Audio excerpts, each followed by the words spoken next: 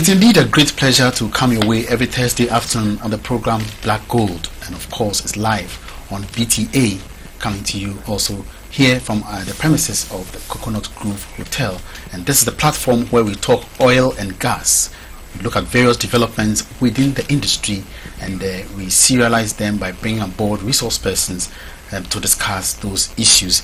Now, it's been barely 4 years now since Ghana started producing oil. Started or became one of the elite oil producing countries of the world. Now, since then, a lot of questions is going into whether we are gaining the right revenue from our hydrocarbon development. So today we're going to look at the topic: are we deriving maximum benefits from our oil revenue or our oil development? And with me to do the discussion in the studio, already seated, is Mr. Ernest N.P. Verma. He is a financial and tax expert who has worked substantially within the extractive industries. Gentlemen, you're welcome. Thank you. The program. Thank you. Now, we're going to talk about the revenue that we generate from oil and gas. The ACEP, that's the Africa Center for Energy Policy, a couple of weeks ago came out to say that since 2011, Ghana has generated $1.8 billion from the oil that we produce. And if it's so, people are still asking whether that should be enough or whether that is okay for all that we produce. Now, before we even proceed, I would like you to tell us something about the fiscal regime of the oil industry, which pertains right here in Ghana. Right. Thank you very much. As you earlier mentioned, this industry, the oil and gas industry, has come to stay with us in Ghana, and it's commendable that everybody on board puts the maximum effort so that the country can generate enough and adequate revenue for our purposes and for our development. So the oil industry, as it were, has a lot of areas that it generates revenue from. And so as much as we are interested in talking about the fiscal regime, you'll be interested in looking at the various sources of revenue that come into the oil and gas industry. Typically is well, I think even before we get to the sources of revenue generation within the industry, I would like to know whether you support this assertion by the ACEP that we've generated 1.8 billion, and whether it is enough in your estimation that we've gained actually so much out of what we produced. The figures put out there by as it were ACEP, the Africa Center for Energy Policy. I guess this is a think tank that may have put the figures together. These figures can ordinarily be obtained from the Bank of Ghana. And so my estimation is that any think tank and any individual can do a research, go to the Bank of Ghana and put the figures together. Now, if you look at 4 years from when Ghana started producing oil, that figure is achievable, and I want to believe that yes, that figure is enough to have come from that. And so I'm in no doubt looking at the figure at all. What probably is also interested in whether the development that is going on in the industry is enough to support the revenue that we expect. Because don't forget that this has been an industry that has eluded us for a long time. And so as we got to the point where Ghana started producing oil, everybody was happy, everybody was jubilating, and there's an expectation that we're going to add additional source of revenue to that of government's sources. And so that is enough, and I believe that we can do more to add more revenue by way of all the institutions involved in the industry being strengthened to play the role they are expected to role. Now, so that generation depends largely on the laws, the petroleum agreements that we signed from the onset. People are still saying or emphasizing that we did not take due cognizance of the laws that we signed at the onset before we even started generating producing oil. Do you share in this opinion? Yes, to a very large extent, I can agree that, as it were, institutions are not strengthened adequately in this part of our country, and that is one sad side of it. For example, the Ghana Revenue Authority, which is the mainstream body that collects revenue, as well as some portion is also done by the customs. Today, they are all under the Ghana Revenue Authority.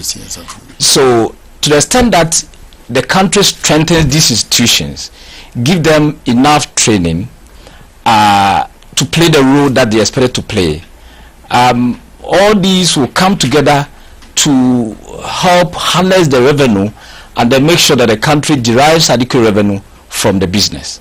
Now, until we do that, there will be a lot of loopholes. And don't forget that you and me are the only people who are, interested in developing the country. And so in as much as the other people coming from other parts of the world are interested in coming to develop the business, we have to take center stage and get the necessary training, get involved as much as possible, and then help deliver. That is going to be our benefit. Now, Ghana has signed petroleum sharing agreements, PSAs. Yeah. Do you think that we actually, did the right thing? Because the contracts that you sign, like I was saying, determine what you benefit by way of finances and even local content development, and so on and so forth. Do you think that we have signed the right contracts? Right. Thank you very much. Before I come to whether the agreement signed is even right or not, don't forget that for a long time, through GNPC, Ghana was looking for oil. At a point in time, the impression we had was there was not enough focus by GNPC, and so these resources had not been, adequately searched and obtained. And so, at a point in time in our development years, GNPC was restructured and adequately asked to focus on the core area of looking for oil. And lo and behold, the country got it. Now, for the first time, as companies and for that matter contractors come in to participate in the business, you will notice that you may have to sort of give them some leeway, or if you like, give them not too tightened contract.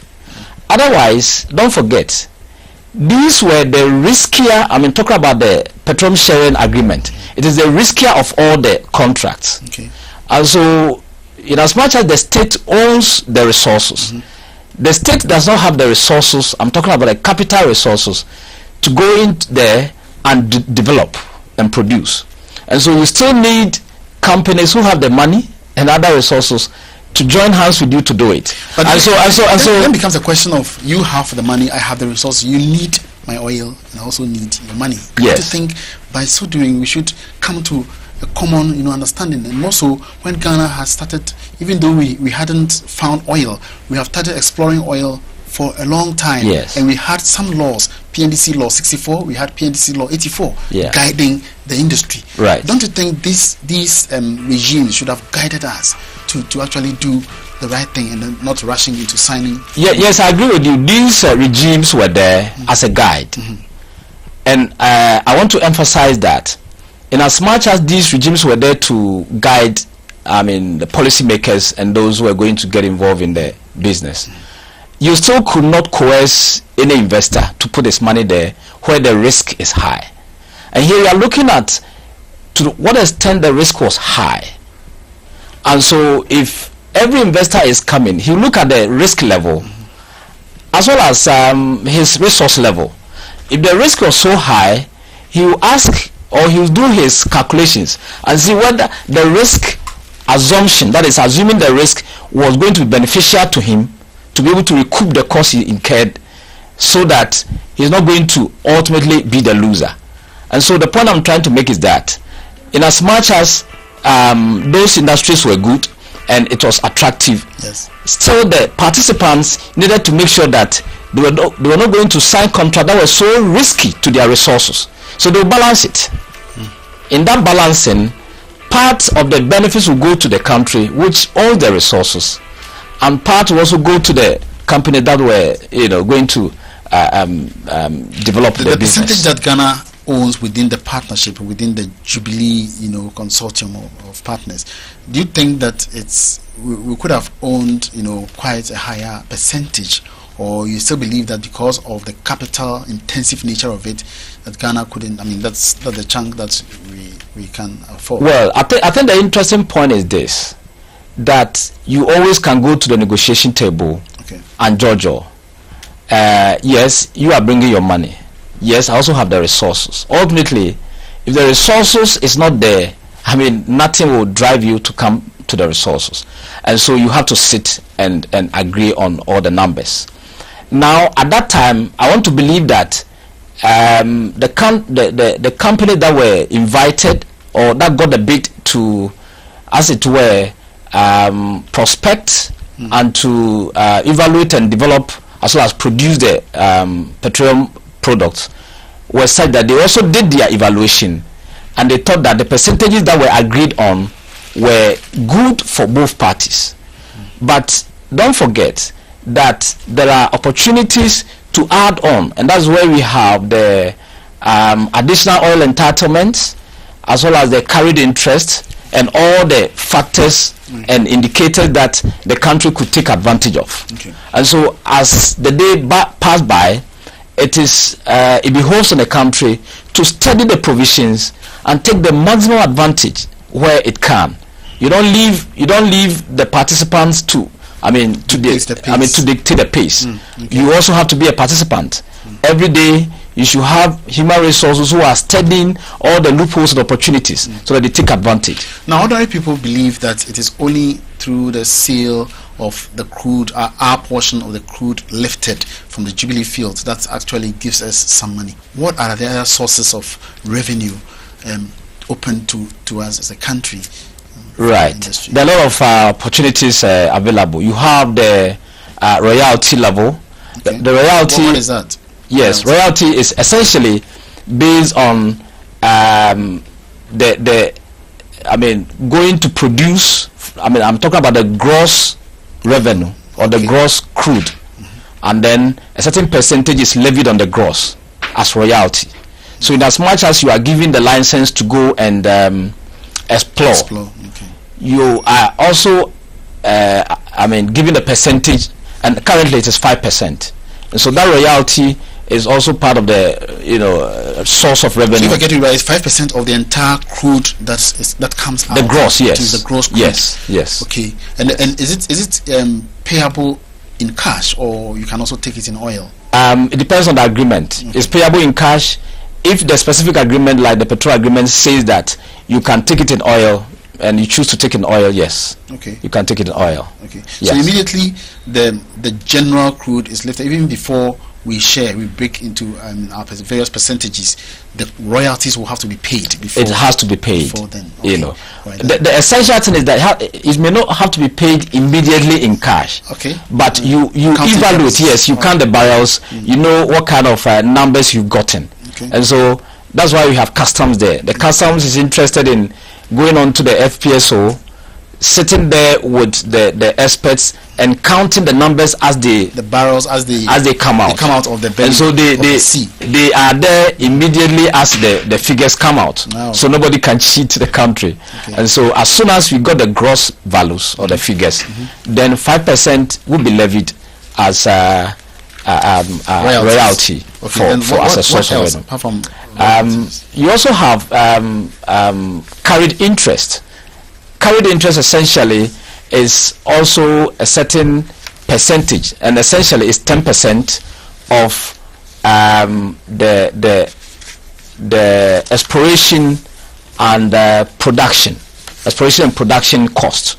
Okay. So you calculate 10% of that, and it goes into the state as well. Okay. Yeah. That is be clear enough. That is coming from where? It's coming from the numbers, just like the gross numbers is, and that from which we calculate the royalty. Yes. The carried interest is also there, and as I indicated, it's 10% of that petroleum resources coming from the costs relating to exploration and production. Okay. You know, and don't forget that all the costs that are incurred are categorized into exploration, into drilling, into production, and to development, as well as general administrative expenses. So monies are expended on all these categorization, and so as and when every expense is incurred, the accountants are there to categorize it rightly and put it in administrative expenses. If it is drilling expenses, they put out there in the drilling expenses. So by the end of the period, we know how much money out of the total expenditure has gone into drilling and exploration. How much of the expenditure has gone into development? How much has gone into production? So that percentage is also paid to us as a state. No, those are the cost categorizations. Okay, the cost. Okay. And I'm saying that the carried interest is calculated as a percentage of 10 on those costs of exploration costs as well as the production cost. Okay. You understand? Okay. All right. So for example, if the overall 10 billion is incurred on exploration and production, then 10% of that is going to go into that carried interest. Okay. You understand? All right. So that is how it's calculated. Okay. And then you also have the additional oil entitlement. Additional oil, which is also revenue. You also have surface rentals. You have other rentals. Now, let's look at the surface rental, for example. Now, those who are regulating the business, previously was GMPC. Now, you go and you demarcate an area which ordinarily may have had those exploration and evaluation, and the company or the contractor knows this is the area that I'm going to get the oil from. So wells are demarcated. So we call it petroleum wells. Okay. So those wells, the contractor knows what quantities they are going to derive from by the studies that they did. It may not be exactly the figures that may churn out completely, but they may have their budget and the actual may be a bit slightly different. And so the surface rental, for example, that is the initial exploration, $30 per kilometer of the space will go into surface rental. So before the contractor even comes out to get the numbers in terms of the production, he would have paid that money to the state through, for example, GMPC. Then as and when it keeps exploring, the next phase of the exploration will attract $50 per kilometer. Okay. The next one, if it goes into production, is $75. So these are paid to the nation, to the state. Yes, they are paid to the nation. So, for example, if the service rental is a certain kilometers, it is calculated and multiplied by $30 per kilometer, and is paid to the state. And when it gets to the development, I'm talking about the production stage, every kilometer is $100 per kilometer square meter. Because that is how they are measured. Okay. So if you have big numbers in terms of the kilometer space, then a whole huge money is going to go into. Are these amounts of monies, are these changeable? I mean, do they alter with time? No, I mean the law has provided that the initial exploration, the contractor is going to pay $30 per kilometer of space. Okay. That it occupies in doing. It's fixed. It's fixed according to the law. You can't. According to the fixed, you cannot change it. Wow. So you have to multiply by the number and then you pay to the state. Now, if you don't pay, then they are going to disallow you to continue operation. So you have to pay. In fact, as a matter of fact, you have to pay upfront. Okay. Before you go ahead with your operation. Okay. And so those are also another area that after production, do you still pay surface rental? After, I mean, when the lifespan, for instance, of the field is exhausted, do you pay any surface rentals? After production, you don't pay. After decommissioning of. But in as much as you go to further lands, you go to further places to explore, you have to pay. Okay. So, for example, if at the start of the operation we are occupying, let's say, 1 acre land, we have to pay in accordance with the 1 acre land to the state. Now, when we exhaust the 1 acre land and we move on to another area that is, let's say, 5 acre, we are going to multiply by the $30 per square meter, and then pay to the state. You know, so that's how the figures churn out. You know, so there is somebody out there who is also checking that these figures are paid. Okay. So if you don't pay, I'm sorry, you cannot continue with the operation. Is it paid annually or monthly? I mean, yes, it's paid annually. Okay. Yes. Now, what are those? And in addition to that, you are given a certain number of years to explore and to develop and produce.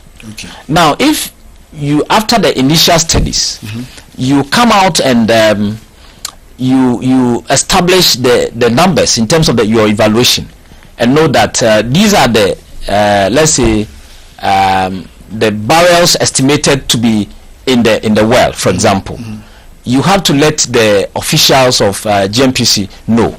Now, if you do not do that, and then the time lapse is not on your side, you're going to lose it. So there's timelines associated with this reporting information that the contractor has to report back to GNPC. It has to report back to, in this case, Petroleum Commission, that every information you are working with it within a certain stipulated time. Let's say, what happens if within that stipulated time certain unforeseen contingencies, occur that affect the production rate of the field or of the wells? Would it affect? Yes, I mean, if such a situation arises, I mean, it could probably come from a situation of a force majeure. Yeah, force majeure. Or it could also come from a situation of, let's say, a weather condition or something. All you have to do is to report to the state institution that is responsible. Okay. And then they are all going to be in there to evaluate, because you are not the only evaluator. I mean, you have your experts evaluating the resources. The state also have its experts evaluating the resources. So if you don't let the information flow, you are going to be the loser. I'm talking about the contractor. So every information, every milestone, you have to have the state get the information right. And then there are situations where information do not flow well, and the state institutions come with full force, and the contractor might have to lose something. If the contractor is not interested in losing because he knows the resources are there, and he was at fault in not getting the information right, you could even suffer a penalty. Okay. For not coming out to let the information flow at the right time. Let's move on to other areas, like apart from royalties, apart from what you talked about. Yes. What about taxation? I mean, like corporate taxation and Yes. other forms of tax that accrues to the state.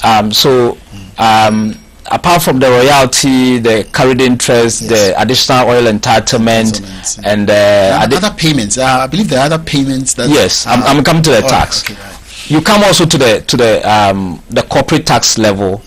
Now you have a situation where, per the petroleum agreement, and then the petroleum agreement of each company, as well as the GNPC law that was regulating the industry, that initially put the corporate tax at 50%, but most of the petroleum agreements specific to the contractors have put it at 35% corporate tax.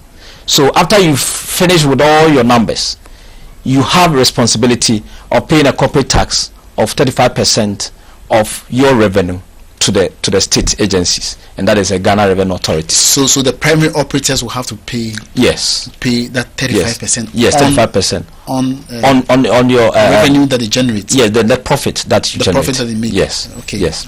In addition to that, the contractors also engage subcontractors in the business they do. Exactly. So, for example, let's say company A is the contractor, initial contractor. Yes. And then is doing all this business of petroleum business. Now it might have to engage company B, which is an operator of an FPSO, as well as other chemicals and materials that are used in doing the oil business. Now, anytime a subcontractor has to be paid for supplying you goods and services, that company is going to suffer the withholding tax of 5% on its invoice amount, and that is paid upfront as soon as the invoice is paid to the subcontractor. Which means any amount of revenue that is generated by the contractor or the subcontractor. Right. Here you are talking about invoice. Invoice. Okay. Even though it's revenue, but it is not paid yet. It's an invoice that the subcontractor has worked for the contractor. Okay. So if that invoice is valued, let's say $10 million, it's going to suffer 5% of that $10 million and paid to the as withholding tax at the time that the invoice is being paid to the subcontractor. And if the contractor does not withhold that money, it breaches the laws of the country, and you have to suffer for not withholding that money and paying to the Internal Revenue Service, or if you like, the Ghana Revenue Authority. Okay. In addition to that, there are employees working for the various companies. Now, some may be the white employees. Here we are talking about residents and non-resident persons. Yep. Now, if the contractor engages local employees, the pay as you earn that each individual worker earns as a result of earning his pay for the month, you have to pay certain percentage. In fact, that is a regulated or a graduated percentage of your salary. So just like you pay certain amount of your salary as pay as you earn to the Ghana Revenue Authority, so anybody working with the oil and gas industry for a contractor also going to pay. So we talk about corporate tax, we talk about withholding tax, we talk about the pay as you earn tax. Okay. Now essentially, don't forget we also have VAT. Yes. Okay. The value added tax. Right, okay. Now, in most of the activities, they are exempt from the payment of the value added tax. Okay. Other activities, major part of the other activities, you have to put the VAT amount on it, and that VAT amount, we have the input VAT and then we have the output VAT. So the company that is going to pay the invoice, it has to pay the VAT amount in addition to the invoice, and that VAT amount has to be returned to the Commissioner General. Okay. And so all those are some of the revenues or sources of the revenues that go to add on to what the government generates. These are quite, significant. Yeah. And I believe that it also complies with international best practices. Yes, we have the Internal Revenue Act, which is 2000 Act 592, that regulates all the revenues that should go into the Ghana Revenue Authority. There's even another component, rent tax.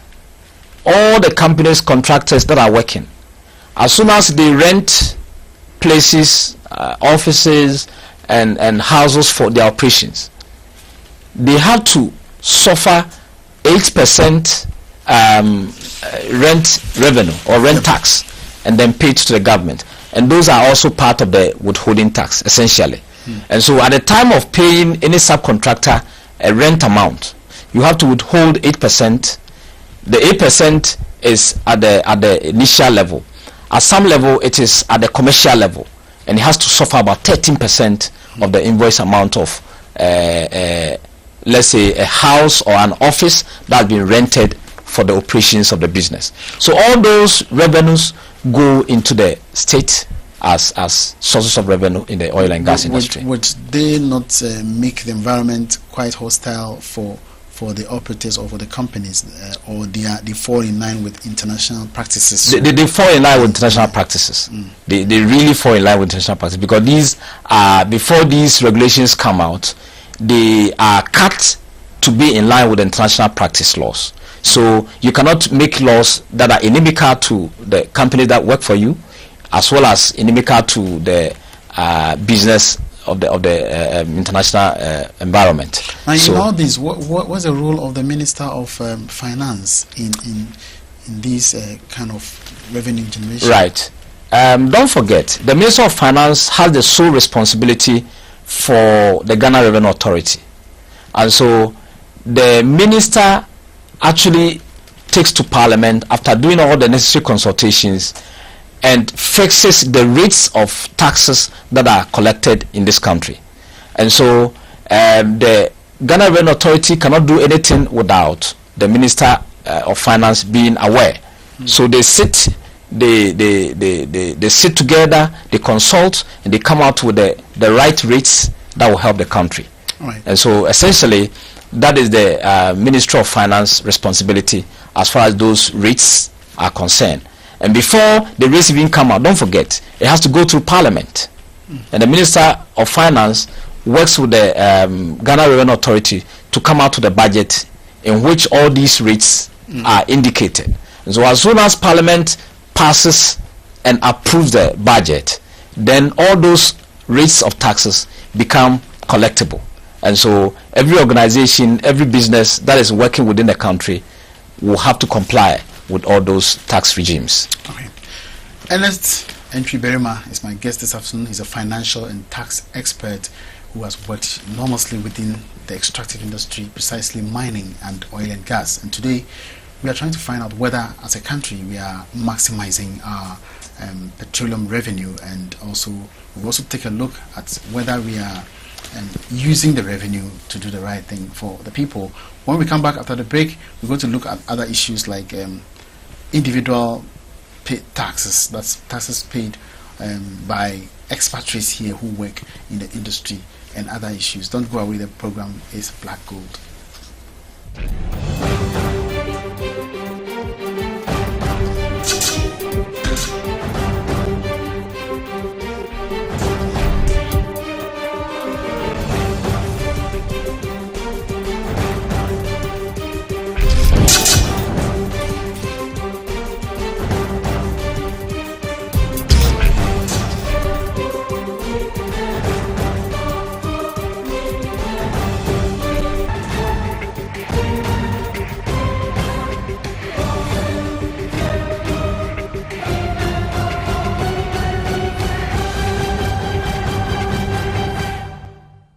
Hello, my name is Mona Boyd, and I'm the CEO of Land Tours Ghana Limited.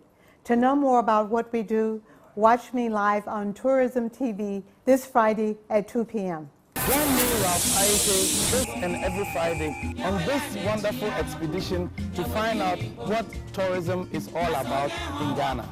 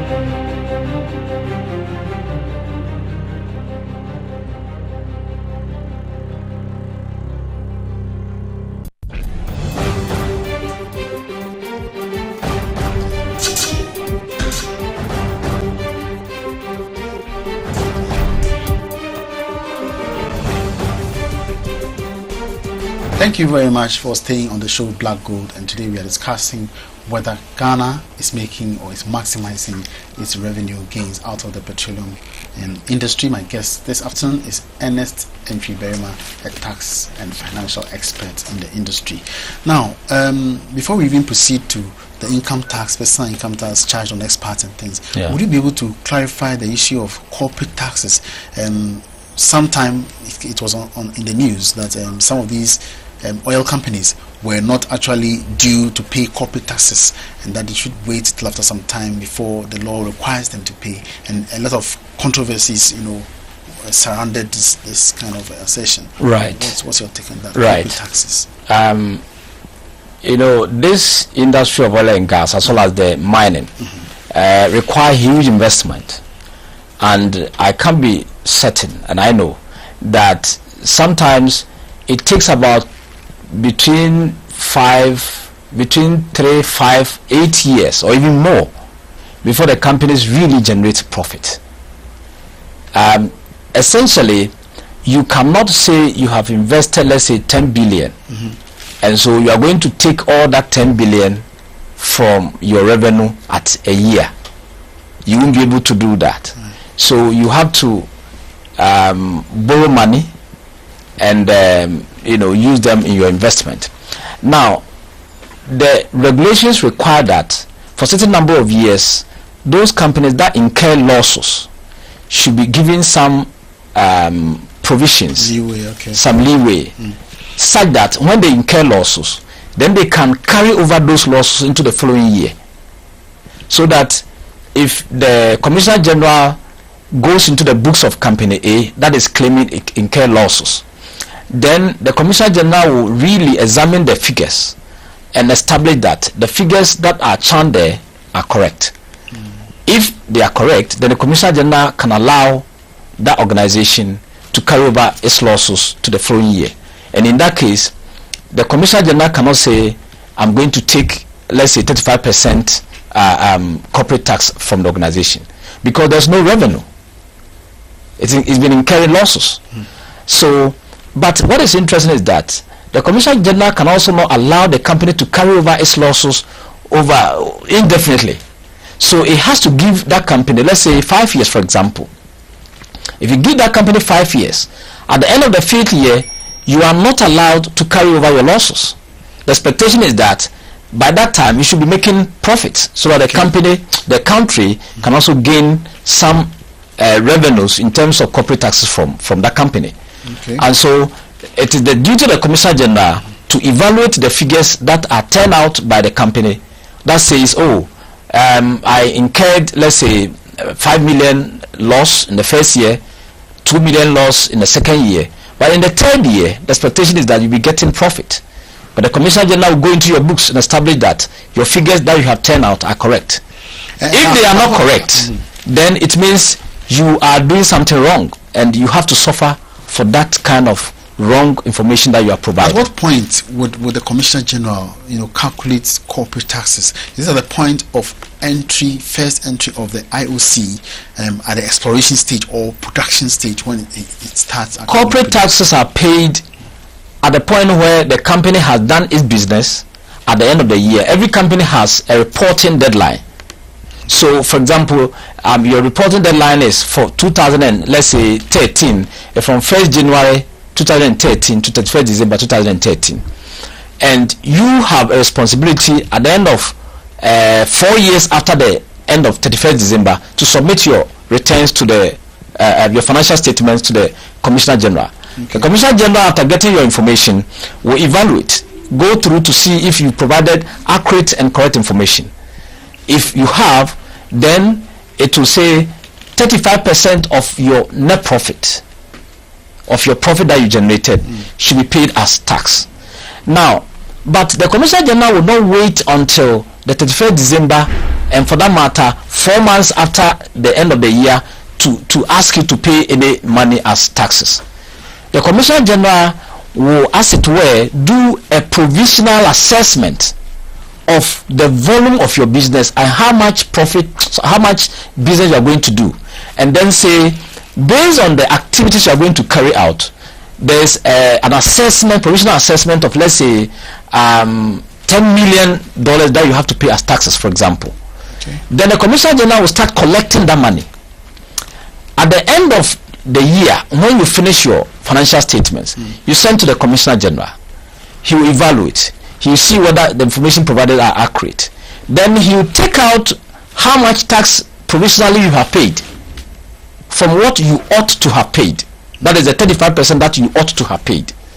And so then the balance is where you have to pay to the Commissioner General. All right. Okay. So essentially, there's no taxman who will wait until the end of your year before he asks you to pay anything at all to government. They will initially, as you go to them, they will assess your business. They will assess your profitability. They will assess your what we call chargeable income.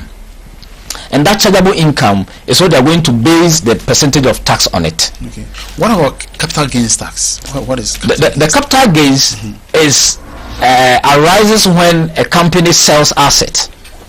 For example, you are in the business of mining, and at the end of your business, for example, you have, let's say, 10 million worth of assets to sell. Assets like some the assets could be the assets could be in machinery, it could be in buildings, it could be the rental area that you operate. Yes. No, the rental area is an area you are renting from government, so that is not yours. Okay. We are talking about assets that you acquire.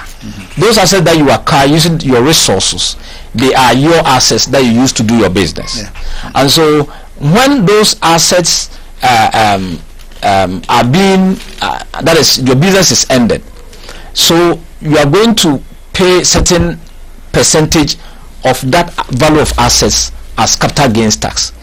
Another point is that if for example I sell my property in Accra worth, let's say, $1,000, that value of the property I've sold, I'm going to pay tax on it, and that is the capital gains tax. So capital gains essentially are on property, assets, and other things that we can describe as assets or property. So the Commissioner General takes those taxes on assets that you have, but not any other thing at all. I mean, taxes, corporate taxes are on business performance or operations, but the one we are talking about is a matter of assets or properties that you have, you are disposing to another party. Exactly. Then you have to pay that tax. Of course, when you dispose them off, you make some gains. You make some money. Okay. And so that is where the Commissioner General will require you to pay those taxes to the state. Now, what about the taxes that the expatriates pay? I mean, that is also a source of revenue generation to government. Just like you and me are working in Ghana. Yes. The expatriates also come here and work. And so depending on how long they stay in the country, they'll be subject to tax. If somebody comes here and is not intended to work, the person does not pay tax. If the person comes here from, let's say, the US or any part of the world to come into the business of the oil and gas to work as an expat, that person is also going to pay pay as you earn taxes, just like you and me pay. Okay. Yes. And so if the person earns, let's say, $10,000 a month, is going to pay certain amount of that 10,000 as pay as you earn tax to the state. Okay. And that is the difference between the pay as you earn tax as well as the corporate tax, or if you like, withholding taxes. And so anytime you work, you earn money, you have a responsibility to pay tax on it to the state. Now, our local content law, which is the guiding principle for managing our resources, the regulation, do you think that it is in any way limiting our revenue generation in any way? I mean, because the local content essentially is the kind of laws that allow our local expertise to come on board the industry, be it the mining industry or be it the oil and gas industry, to work. Now, initially when the oil and gas industry or business started coming up, we did not have the local content. But along the line, the local content was put together, and it became a law that regulates local content operations.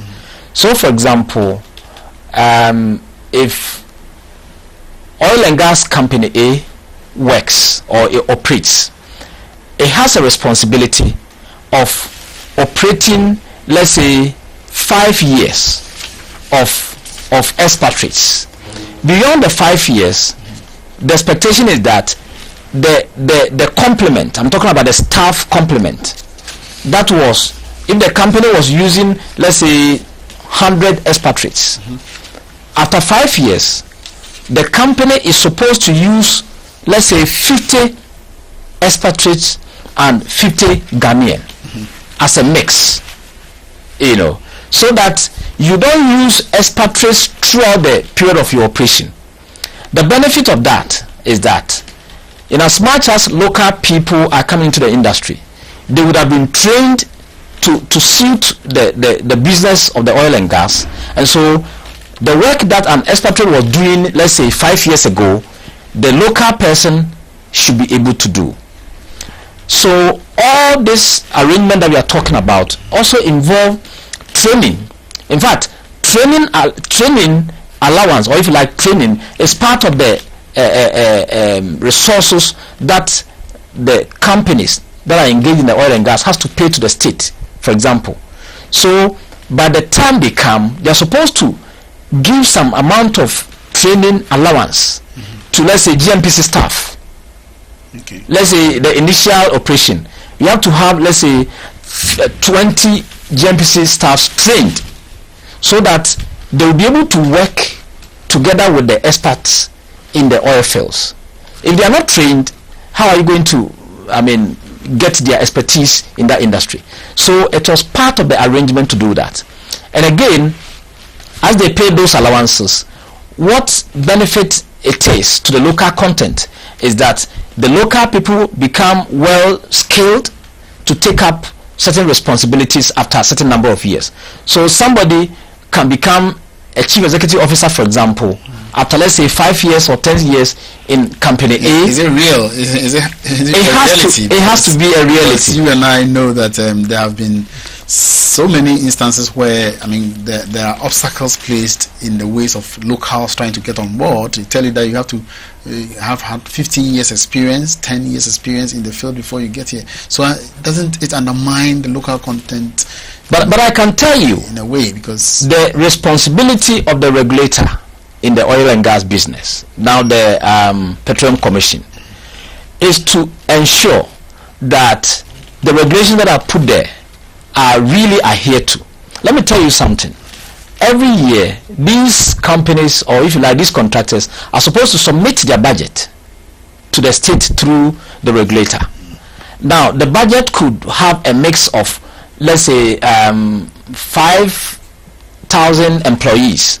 Out of that, there will be a mix of, let's say, 3,000 expatriates and 2,000 local content. Now, what the regulator expects to see is that by the turn of 5 years, the mix would have changed in favor of local content. So if the local content law says at the end of 5 years, you should have 4,000 Ghanaians working in your business, you have to work at that. Okay. And the regulated business it is to make sure that every year as the budget is submitted, they go through to see that that is complied with. And I'm sure they also have a responsibility to sometimes check on site. Because don't forget, at the FPSO, at the rig, on the sea, the local content are there. Government officials, I'm talking about Ghana Revenue Authority employees are there. They have to check whether the numbers that are coming from outside, I'm talking about the expatriates, are the same numbers that are supposed to come to the rig. If, let's say, at one shift, 200 expatriates are supposed to be there, and you go and check and there are more than 200, it triggers, the fact that maybe something is being not complied with, and then immediately your responsibility to report that, hey, the guys are not complying with our regulations. But you won't sit down until these regulations are flouted. And you probably sometimes local people may do, they connive with the expatriates to take advantage of our regulations, and so that they get benefit into their own pocket. To that extent, you are not doing the state a good. Is there any way local authorities can connive with expatriates or with international companies, contractors, to actually milk the state of this desired revenue that we have? Is there any way? Yeah, there's a way. People are speculating. Some people are speculating the monies are going into some individual pockets and things like that. If we have all these categories of taxation being calculated by the Commissioner General, I mean, strictly, is there any way out that people can still connive and actually? Right. Let me tell you. In every regulation or law, it is human beings that carry out the law to make it work. If there is some level of connivance, somebody who is supposed to make sure the law works connives with another person who is an expatriate, so that the law does not work. There is a way. I mean, in that instance, there is a way. If the person ensures that the laws are strictly complied with, there's no way that those things can happen. So the point I'm trying to make is that they will always not happen until somebody connives with, let's say, a contractor staff or a contractor to sort of take advantage of the state's resources. And so as soon as the local content makes sure that the laws are strictly adhered to, clearly, I mean, nothing of such situation can arise. And so my problem is that let us, especially those who have responsibility to ensure that laws are complied with. I mean, typical example is what we can see in our country, that today you have a lot of companies that local people partner expatriates to do. Sometimes the local people, they teach the expatriates the loopholes that are in the law. But there's something in taxation. Now, we say tax avoidance and tax evasion. Okay. Now, tax avoidance will be a situation where the tax expert, will use the regulations, the laws that have been passed to make sure that he gains the maximum benefit from the laws, so that he pays less tax. Okay. But if it becomes inimical to the state, for example, there's a clear cut law that says don't engage in any form of arrangement, connivance, and you connive with an expatriate, and instead of the revenue coming to the state, it does not come. 5,000 Ghana cedis have to come to the state, but 3,000 eventually came. You have helped the expatriate in letting 2,000 go unaccounted for.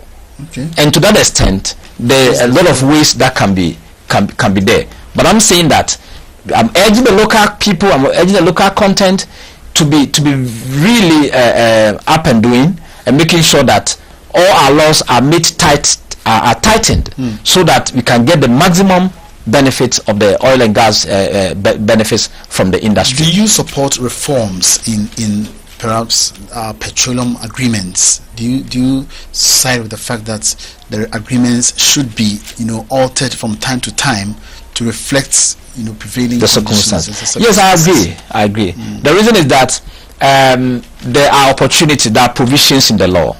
For example, additional oil entitlement. At the time that an oil company is doing its calculation of its returns on capital or returns on investment, certain percentages are used in calculating your internal rate of return on investment. Now, at the end of the period, if we calculate and we notice that the actual internal rate of returns is greater than the actual returns, the additional oil entitlement provision allows the state to get additional oil from the company or from the contractor, and these are regulations or provisions that are put out there in the law. So people who understand it should be taxed to carry out these functions so that they gain maximum advantage for the state. And to the extent that these laws are evolving, but if you go into the type of contracts that can be signed with the oil and gas companies, you could have concession contracts, you could have service contracts and production sharing agreements. Now, all these type of agreements, don't forget, says that, especially the production sharing, it is a contractor that is going to suffer all the risk in carrying out the exploration, production, and development.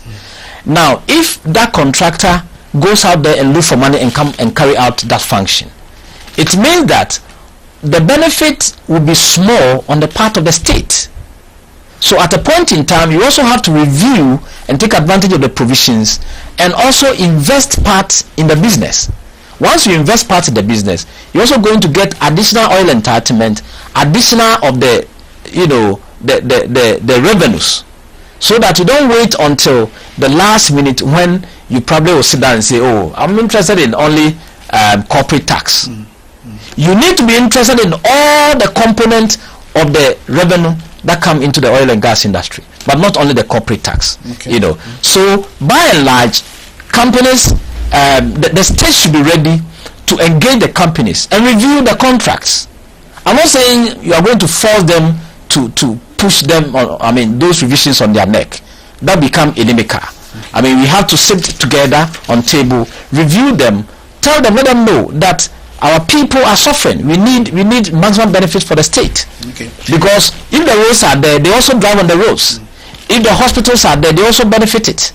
If we don't have money to do all those things, why are we going to get the maximum benefit from the oil and gas industry? I'll call on you once more time, and then we'll talk about actually what the payments that we make, where they go, the petroleum holding funds that we have, right, and how they are allocated to various developments and things like that. Agendas. Exactly. Yes. We'll talk about that. But finally, before we go, do you think that Ghana has learned some lessons, especially with the Jubilee field, that should be, because we live in a country where Parliament hastily, passes. We get up and then we hear this contract has been given to this country. I mean, and you wonder if due diligence was done. Do you think that we have had lessons that we have learned from the Jubilee field that should be, or that should guide us as a country for other, oncoming discoveries, other potential discoveries that we have? Well, to address that, I will recount this, that this oil that I'm talking about, the Jubilee field operation, if you look at the timing that the contractors and experts were able to follow the timelines and make sure that the oil fields at Jubilee came to fruition at earlier time, or at early time than the scheduled time, it tells you that they were really fast and they were really interested in making sure that the oil starts flowing to the benefit of all of us. Now, I would not necessarily go into saying that probably Parliament got hasty in carrying out or in approving these laws. What it is that we probably could have done or reviewed all the existing laws prior to discovering oil. But unfortunately, sometimes as a people, we like doing last minute things, because JMPC had been there a long time ago. Until JMPC was restructured to focus on oil production, they probably were doing their best, but we were not seeing those commercial quantities of oil that were discovered in 2007 thereabout. Now, to the extent that those laws were made, it was too short a time to the point of the start flow of oil. That is 2010, sometime November thereabout, December thereabout. So as a people, what I want to urge is that institutions should be up and doing. Institutions of state that are tasked with specific responsibilities should be strengthened day in, day out. And then as they are strengthened, they will be able to play their roles well. And when they need retraining, I mean, after all, we have a lot of countries that have gone into oil production. Retraining of tools, retraining of staff and other things should be encouraged, so that we spend money to get money. Okay. As we retrain, we get people who are well skilled, well versed in the business of oil and gas, so that they will help the country gain the maximum benefit from the industry. But if you don't do that, then eventually we'll be sitting down and we'll be dictated to. We cannot really participate fully and get the benefit that we expect from it. Thank you very much for your time and for your attention, for discussing the issues. It's been very, very insightful, and I believe that, like I said earlier, I would call on you one more time to talk about the payments, actually, because that's where we actually know whether we are using the monies that we are getting also to the benefit of the state. Benefit of the state. Yeah. Well, so this is where we draw the curtains down on the Black Gold this afternoon.